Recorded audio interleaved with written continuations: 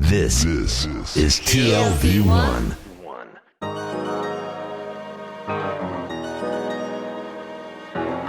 The Tel Aviv Review with Gilad Halpern. Hello and welcome to the Tel Aviv Review, a program dedicated to the word, to the thought and to debate. I'm your host Gilad Halpern, and every week I'll be engaging in close encounters of the intellectual kind with writers and scholars, or simply people of ideas, of all types and vocations, who have done something to make our lives a tad more interesting. My guest today is actually an electrical engineer. We don't get many of those here on the show, but he was born in Vilnius before the Second World War and survived it thanks to a German officer called Karl Plage, the Schindler of Vilnius, if you will. And his memoir, entitled The Righteous of the Wehrmacht, has just been published in English by Academic Studies Press. Simon Marcus, hello and welcome to the Tel Aviv Review. Good morning to you. It's a pleasure to talk to you. Thank you very much for coming in. So tell us, who was Karl Plage, the man you and more than 100 Jews owe your lives to? Plage was born in Darmstadt. Plage was born in Darmstadt in 1897, roughly. He was involved in the First World War against the English, and the English took him as a prisoner. During the prison time, he got an illness with his leg. He had polio, so he had a stiff leg. He was liberated, came back to Darmstadt, studied engineering. He became a mechanical engineer. And during this time in Germany, it was horrible. So he was without any work. After a while, he worked for a German company called Hessenwerke. The boss of Hessenwerke, the owner, had a Jewish wife. And in 1938, they asked him to get rid of his wife, to divorce, to take her. And he didn't want to do this. So he withdrew from the Hessenwerke and asked Plage to deal with the company. So this started the story of Plage. And when the child, because the wife of Kurt Hesse was pregnant, she got a boy, and the second name of the boy was Karl, in the name of Karl Plage. In 1941, Plage was sent to Vilna to manage, it was called HKP, to manage the repair shops of German military vehicles. It was after Nazi Germany invaded the Soviet Union, where in 1941 Vilnius is part of Lithuania today, and it was back then part of the Soviet Union, and it was occupied by the Nazis in 1941. And Karl Plage was sent along with other Germans to the front, and where he ran a repair shop. Exactly. In this HKP called Heereskraftfahrpark worked 250 German officers, 500 Jews, and Soviet prisoners, and some Poles. So this was HKP, and my father and I, we worked, because I at that time was already a boy of 14. It was better to work than not to work. We worked in the electrical workshop. This was managed under Plage. Under Plage. And Plage said to all his subordinates, with all the Russian prisoners and the Jews, you should behave nicely. Mm-hmm. In the contrary to other working places where Jews were beaten and not given to eat, etc. And in HKP, it was much better. Mm-hmm. And what was the reason for his relationship with the Jews? Why did he hire Jews and not others? And why did he protect them in this way?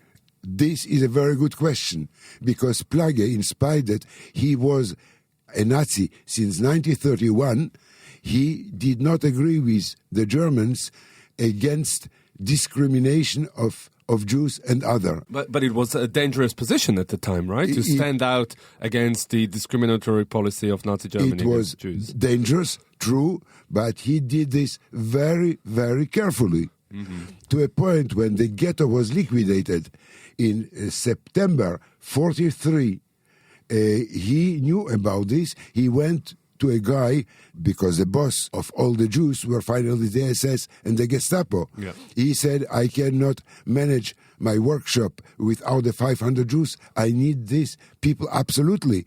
And the big boss, he knew him already from Darmstadt because he was a Gestapo, a big vegetable.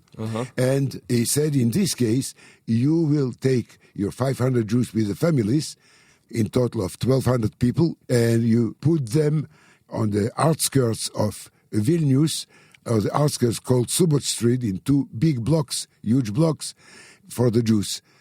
And before the liquidation of the ghetto 2 weeks, they created another working camp for Jews who were building forecourts for the German army.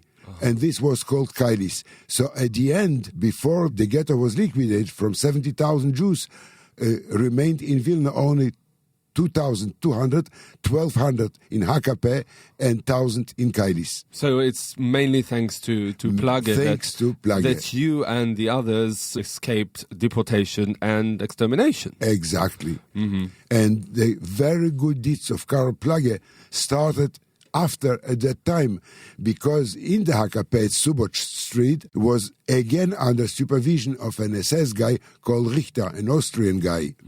And a number of events happened during this camp. One was that a couple which ran away from the HKP were caught in the street, and they were hanged in front of us to show us an example. What is going to happen to you if you're going to escape?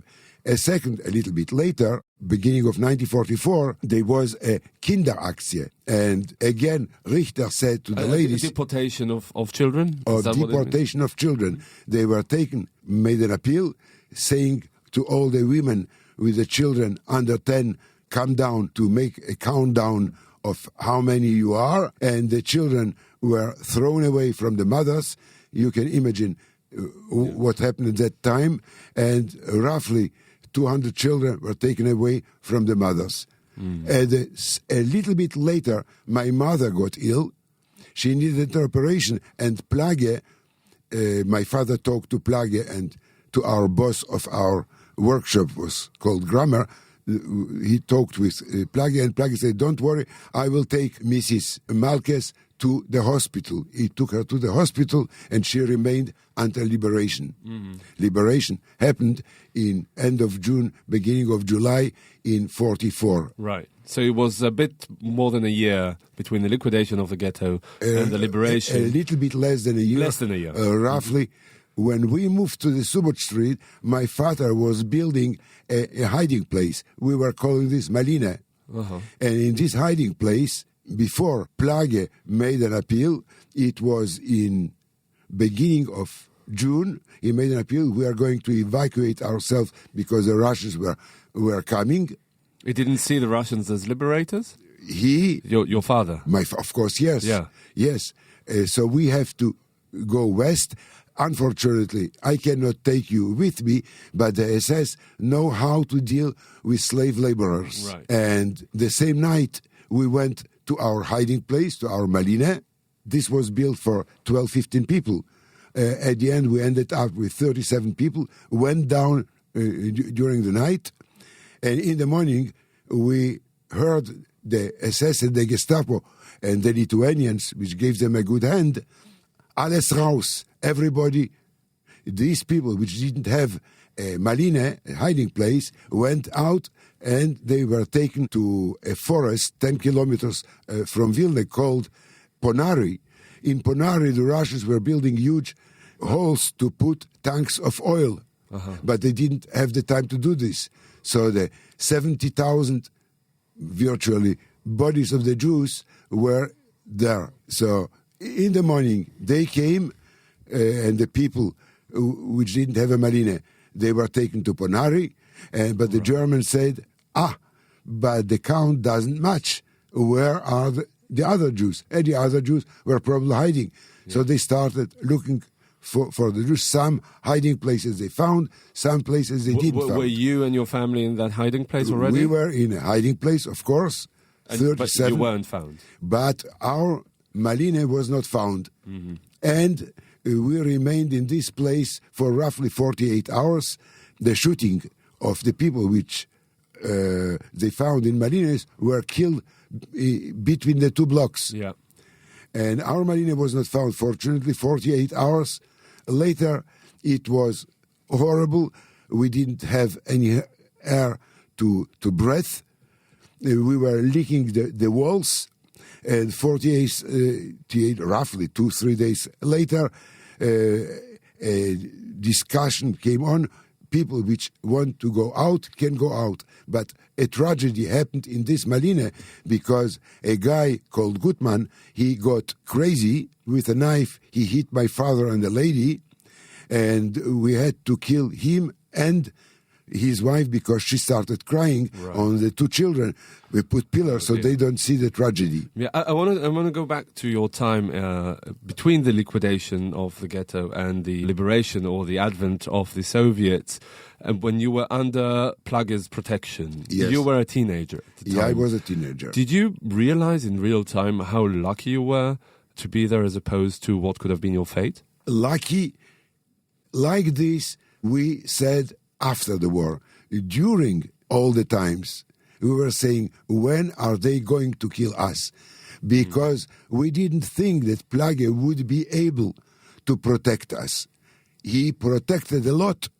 But at the end, we were under the supervision of the SS. Right. Mm-hmm. And Plage was recognized as righteous among the nations by Yad Vashem, thanks to you, in 2004. 2004. Why did it take so long to recognize him? And why is this story relatively unknown if we compare it to Schindler, which is essentially similar? You are absolutely right. The point is that after the war, people were busy, dispersed over the Western Europe, America, Australia, etc. So everybody was building up his life. We didn't have the time and the energy to think about this. After a while, an American guy called Michael Good, which visited Vilna with his parents, in fact, his mother was with me in our Malina. You see? How many people were in your Malina? In our Malina were 37 people. Uh-huh. It was built for 12-15. So it was pretty big. So yeah. it was small, but we were leaning one on the other. Uh-huh.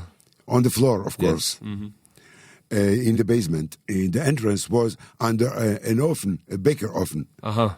So we purposely did this, so it was difficult to find. Yeah. So Michael Good, it was, remember, we were in the computer business already, so Michael Good, after his visit in 99, 2000, he said we have to give to Plage the writer's title. He wrote a couple of mails to Yad Vashem, and Yad Vashem refused. Because it didn't say he actually endangered his life? Yad Vashem responded, yes, we know he was a nice guy, but he used the guys to work for the German army. Uh-huh. Then I took a plane, went to Jerusalem, talked to the Yad Vashem people and said no, because he took my mother to the city hospital, and if the Germans would know this, he would be killed. Uh-huh. Therefore, in 2004, we received the... But it was too late because Plage died in the 50s. In 59. Mm-hmm. What happened to him after the war? He was in a bad shape. In 1946, the Anglo-American forces said all the people which were in the NSDAP, the Nazi party, should go trial. Mm-hmm. In 1946, were plenty of DP camps in Germany. So the friends of us, Greisdorfs, were reading in a paper that Plage is going through trial. So they asked a lady, you have to go to the court and say that thanks to Plage, more than 100 Jews survived. Uh-huh. She did this, and Plage normally would be cleaned. And he said, no, I shouldn't be cleaned because I was a Nazi. And he said, you have to put me in the second category. And the second category was in Germany. It's called Mitläufer, somebody who is running after the Nazis. So the fifth grade was like a horrible guy. A fellow traveler, as it were. Exactly, a fellow traveler. Oh, so therefore he said that he wasn't innocent. He said about himself that he wasn't innocent. Exactly. Mm-hmm. Wow, isn't that enough to grant him a status of righteous among the nations? why did Yad Vashem But refuse nobody talked to Yad Vashem at that time. Why didn't you talk to Yad Vashem at that time? What did you do after the war? After the war, I have to build my life. After the war, when we were liberated in July 44, we were liberated because we went out from the Maline, from the hiding place, stayed in the corn for 48 hours again, without drinking, without eating. You were 17, right? I were 16, 17. And my father said, we cannot stay in the corn anymore. We have to go to see the mother in the hospital. We found mother in the hospital. We stayed in the hospital for some time. In the meantime, the Russians arrived. But we didn't have a roof. We didn't have a penny. And we were dirty. We didn't have nothing. So we went to a Polish lady. She rented to give us a room. And we said, we are going to pay you as soon as we get in touch with our family. We didn't know where was the family. But finally, a couple of weeks later, my cousin from Moscow, Senya Badash, arrived. Because my mother had a brother who studied in Moscow medicine. And his son was involved in the army. He came, he saw us, and our life changed slowly. We stayed for 6 months in Vilna, and my father's cousins came back from Siberia. By the Russians, they were sent to Siberia. My mother's sister, Wojcik, they came back because they were able to run away to Soviet Union to escape the Germans. They came back, and after 6 months, we left Vilna. We went to Lodz. From Lodz, my father's cousin went to Israel.